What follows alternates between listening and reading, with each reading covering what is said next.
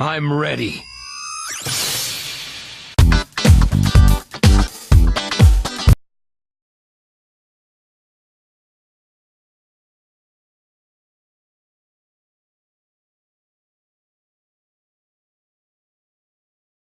Starting off this deck profile, we have 4 energy boosted Majin Boos. Really strong card, allows you to pay 1 mana and basically draw 1 card. So it's a 1-for-1 and it's a 5,000 combo later on the road. Next we have is the Bulma Support of the Future. 1 drop that allows you to search for any 4 lower future trunks from the deck, add to your hand. Only run 3 of these because I don't run that many trunks, and so there's no point in having too many more of these. And also we run 4 Kind Saiyan Son Gokus. Really nice card. Look at the top 7 cards of your deck and add any Goku you want to. Since you run so many Gokus, most of the time this card will hit, but occasionally things do brick. But it's a nice fucking card and allows you to fodder your Gokus. Next we have 4 Senzu Beans because this is a very strong card. Untap an extra mana, gain 5,000 until the end of the turn. Really good for the offensive and defensive plays. Very beautiful card. Next we have is the Bundle of Curiosity Son Gokus. 2 drop allows you to draw a card, 10,000, which occasionally I do swing with them just to get some damage in there. Because honestly, we very rarely tap out with this deck because everything's so fucking small and low. We do run with a very rare 7 drop Son Goku Godbreak. Very strong card. It's only a 1-of because we often don't need this big of a card, but if occasionally we do need it, we do have that huge bomb right there that your opponent can't negate.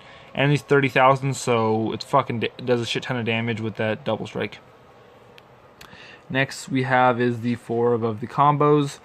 Run 4 of them because every deck runs them. That's what you need. Trunks Link to the Future. We run for the critical ability and because he's a strong Trunks 3-drop. 15,000, swing in for some critical damage, and it's a blue, so it really helps out with majority of the deck. And that's really it, since we don't run any of the bad Vegitos.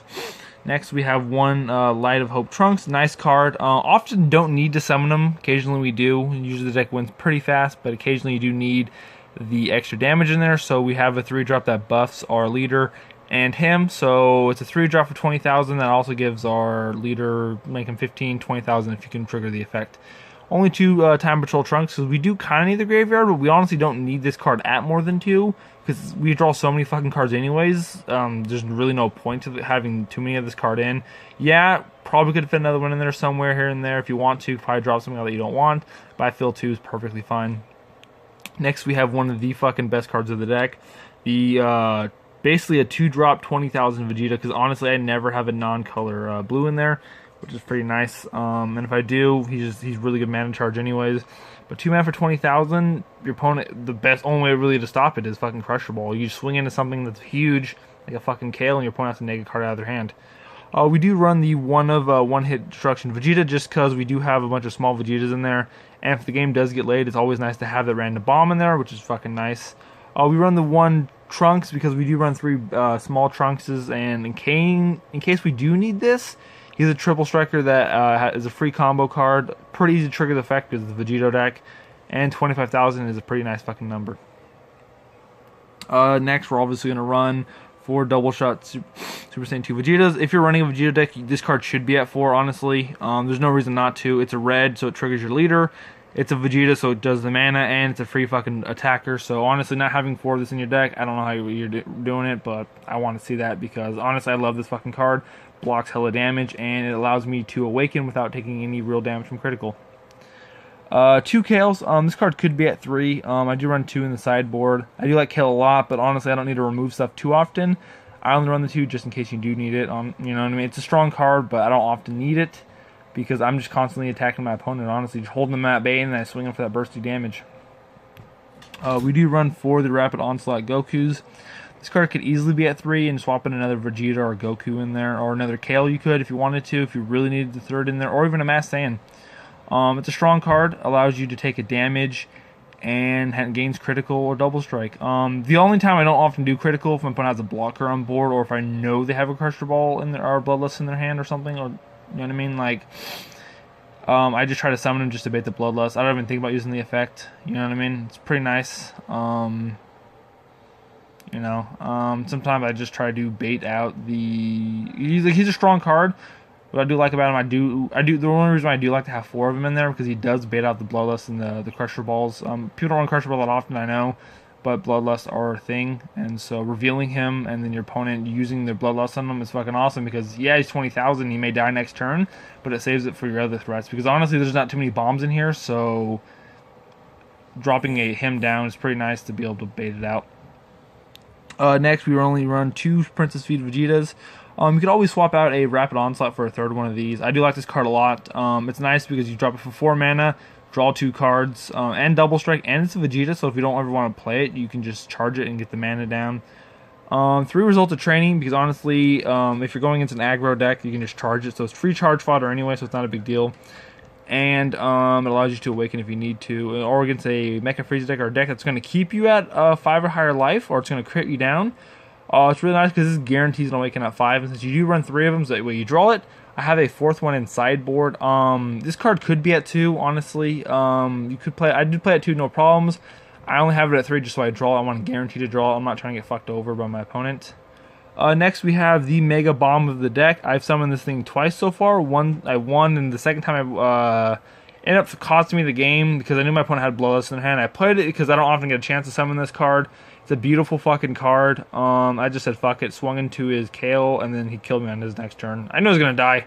Because fuck it, you know what I mean? It's Vegito, I don't often get to summon him. And what I won anyways without it, it's hard to tell, honestly.